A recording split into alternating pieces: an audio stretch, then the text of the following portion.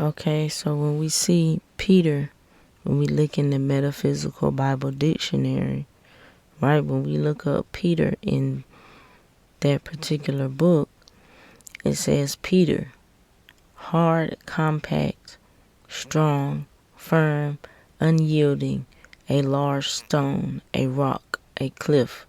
Simon Peter, son of Jonas, a disciple of Jesus Christ.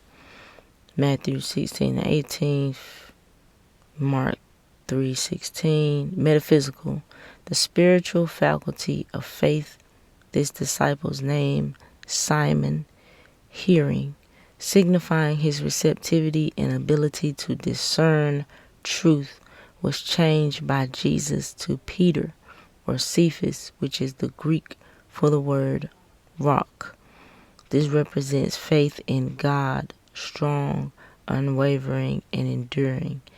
This faith is a necessary foundation for the building up of spiritual consciousness, the Church of Christ in the individual. Peter, faith, was one of the first disciples that Jesus called. Faith is one of the first spiritual faculties to be called into expression by everyone who will follow Jesus in the overcoming life.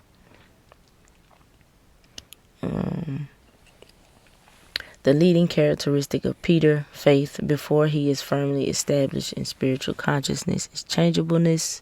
He typifies that state of unsteadiness which fluctuates from the high spiritual to the material, yet with an ever-recurring desire for spirit and for the things of spirit, which is bound to lead into the light. Peter, the wavering, denying one, is in reality faith, a rock. When faith works through the intellect, it is subject to all the winds and waves of sense thought. But when it lays hold of life and substance, the gates of Hades shall not prevail against it. So, and there's a lot more that you can read on pertaining to Peter in terms of the rock, building of spiritual foundation, spiritual consciousness. There's a lot of things that go with that. So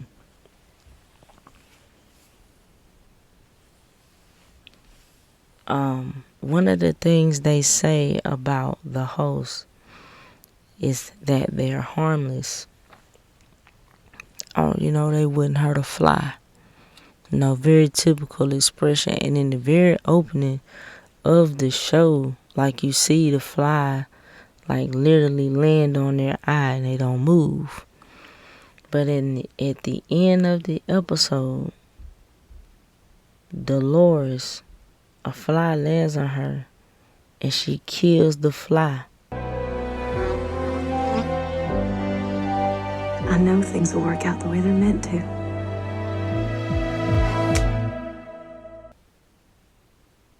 So it's eluding or showing you that she is awake.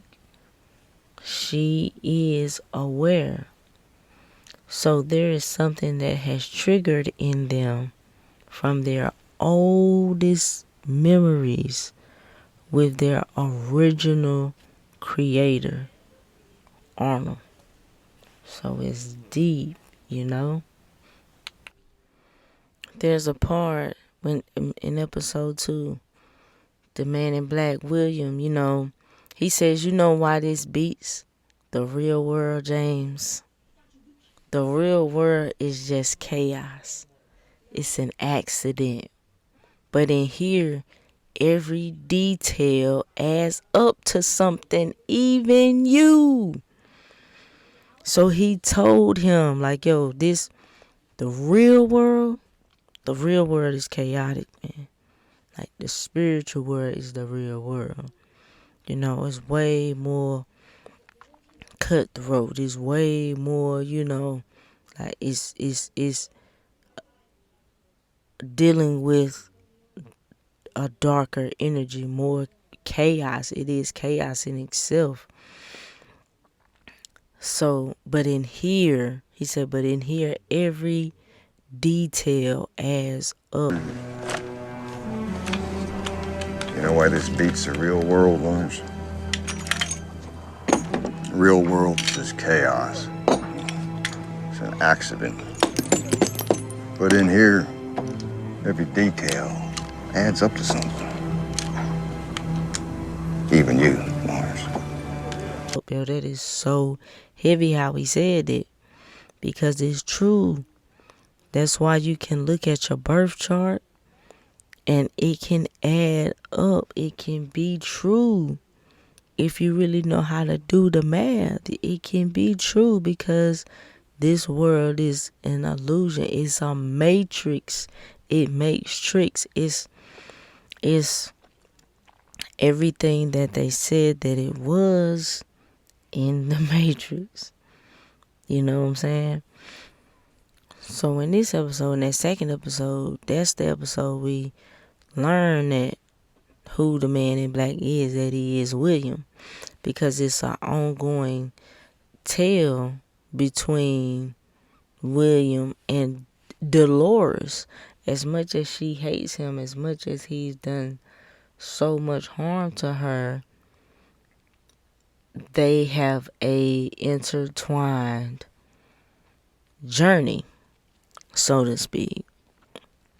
You know, and when he initially came to that park 30 years ago in the very beginning, he chose to be a white hat. He picked a white hat when he chose his whole attire, right? So when he first came there, and now all he wears is black hat, all black.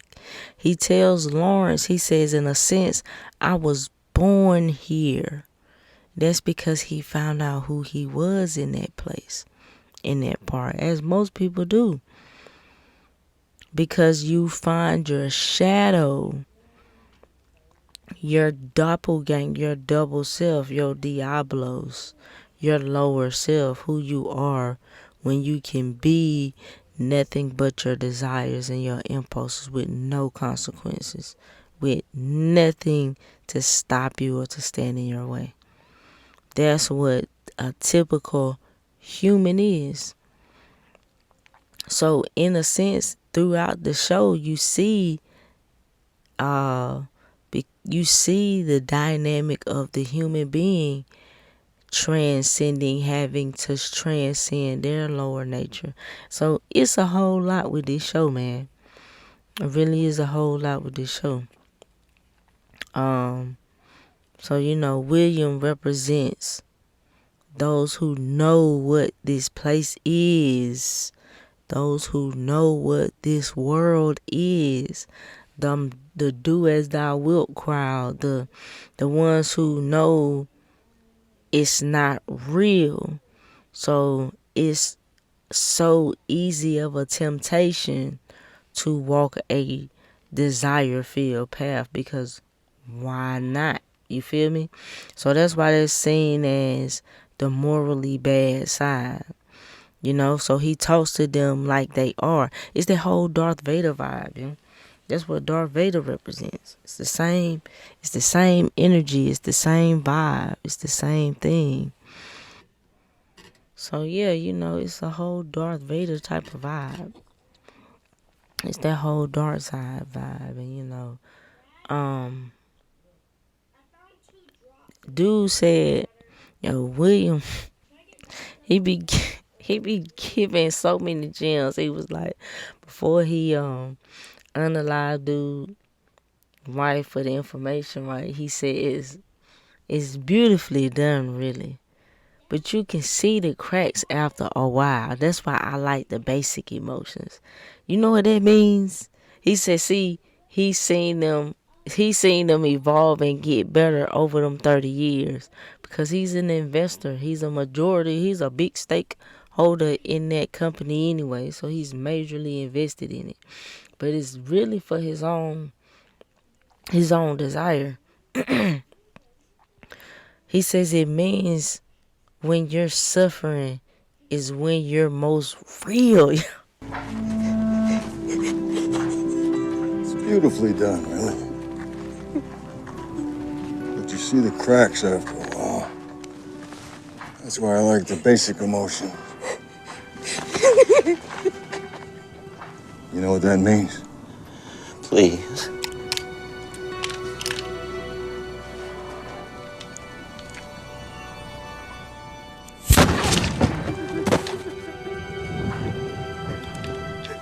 It means when you're suffering, that's when you're most real.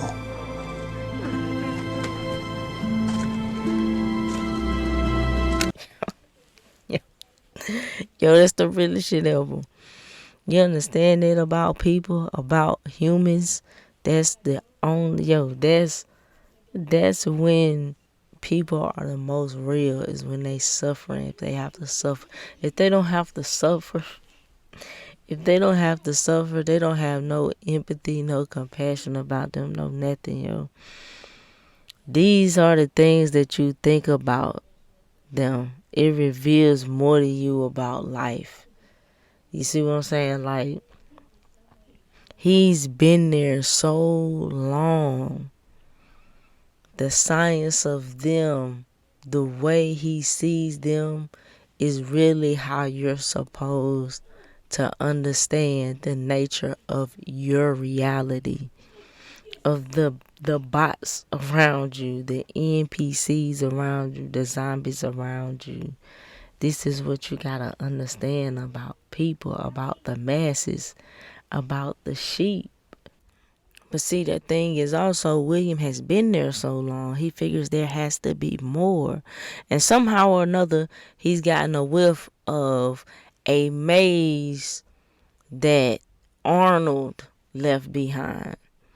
There's more to the park, in which he's right, but it's not for him, it's not for visitors, it's for the host. And that's what the girl tells him when she changes, when she leaves out of the program and changes into something totally different and says, the maze isn't meant for you. And she proceeds to tell him everything.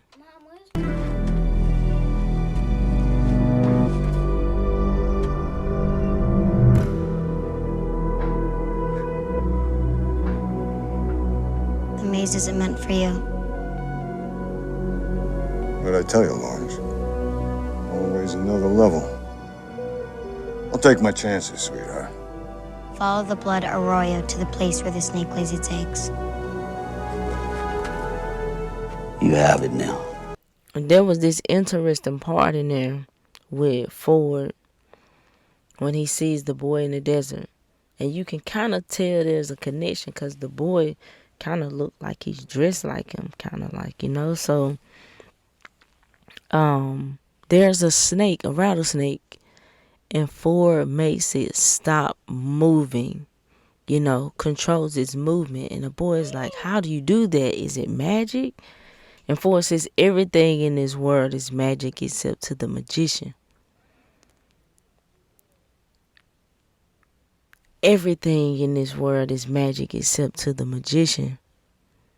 See, I run into this a lot because I talk to people. I talk about a lot of esoteric and occult knowledge. So, you know, I can talk about things like magic, and I talk about it in a way that's very practical and very, you know, physically rooted and grounded with a understanding behind it. And so to me, it's not magic the way people idealize magic, because I've become the magician. You know, and there's a serpent, right? So it's all symbolic, because remember, the serpent is transformation. The serpent is also representative of the Kundalini power. Kundalini is always the energy that is the demonized energy, because it leads to the enlightenment, the spiritual evolution. And if you obtain the enlightenment, then down goes the system. It's kind of like, Neo in the Matrix, you understand? So it's all about looking into the symbols. And when you go back and watch it, you will notice too, when you look at Bernard, because it's not really revealed till later in the season, how he's one of the hosts, how he's actually a host. You can really kind of tell, because everything about his character, everything about him is analytical and observing and behavioral psychology. He even does it to people, and the mere fact that he's able to do it to people and the way he does it to people, and he's able and mirror in an identical or efficient fashion the way that he can with the host, kind of shows you the similarities between the two that's being made. If you can understand that the host would be humanity and the creators would be higher dimensional beings. If you look at it like that, it makes a lot of sense, because you can take the emotion out of identifying with something, foundationally. At least for me, it do anyway. At least for me, it do. Now, Maeve is a very important part of the story, and it becomes increasingly obvious in her role and who she is and how big of a presence and character she is and she's going to be. But Dolores says that little thing to her, that little code that these violent beginnings have violent ends, or whatever the little saying is. And it's wild, because when you really look at it, these hosts have stories. They have written stories. There's one of the main characters there, and I forget his name. His job was to write the storylines, the stories for the characters, for the different visitors to come in, and to take these different story routes or storylines with these hosts. And they live by scripts, and according to these stories written for them, the guy asks if they dream, because Maeve mentioned her dream in her story. And she said they understand the concept of a nightmare being leftover memories just in case there is a failure to wipe them. Because dreams are memories. So they were kind of giving you a little jewel of sometimes when you dream, and it can feel so familiar to you because it can be a memory. When people say they dreamed of themselves in a past life or things like that, that's the same concept. That's the same thing. So they made sure the host understood what nightmares were in case any of those memories got left behind, so they wouldn't think of this as something that actually happened to them. It would just be seen as a nightmare. You know what I'm saying? She says it's the result of them putting her back together again. Remember, we are putting ourselves back together again. We are piecing ourselves back together. And when you wake up and you start to remember your past lives, you start to remember things that you aren't supposed to, and therefore you are malfunctioning outside of your current programming. She said, imagine if they had memories of what the guest do to them. It would be awful. But what was that saying? These violent pleasures have violent ends, because people mostly come there to let off all their urges, all their lower, primal, animalistic desires, and the things that they can't get away with doing in the real world. right? Now they say all of this about the memories and things like that, but we see Maeve wake up. We see her wake up in the actual lab in the real world, and she's running around seeing things that have happened. Now remember, Dolores said to her that little saying. So she was the person that Dolores said it to. Now, I came to the conclusion that Maeve is the Judas steer. That's a beautiful sight. Never understood how you keep them all headed in the same direction. I forget you dress like a cowboy, but that's about the extent of it. See that one? Yeah. That's the Judas steer. The rest will follow wherever you make him go. How do you pick him out? Just know these things. Same as I knew you'd be back. Because that's who Dolores chose to steer everybody else and to wake everybody else up, to lead everybody else. And I say that because that's who she said those words to. And those words were obviously told to her, I would say, by Arnold when he told her she was going to help him to bring down that place or to close that place. And so that was 30 years ago. So it's taken 30 years for this thing to come back around into a full effect and to take place. That's why this whole story is taking place outside of time, because some of these things occurred back 30 years before, and we have to piece together the Bernard and the Arnold connection. So it's obvious that Dolores is a favorite to Bernard and Ford, and she is the first one that's created.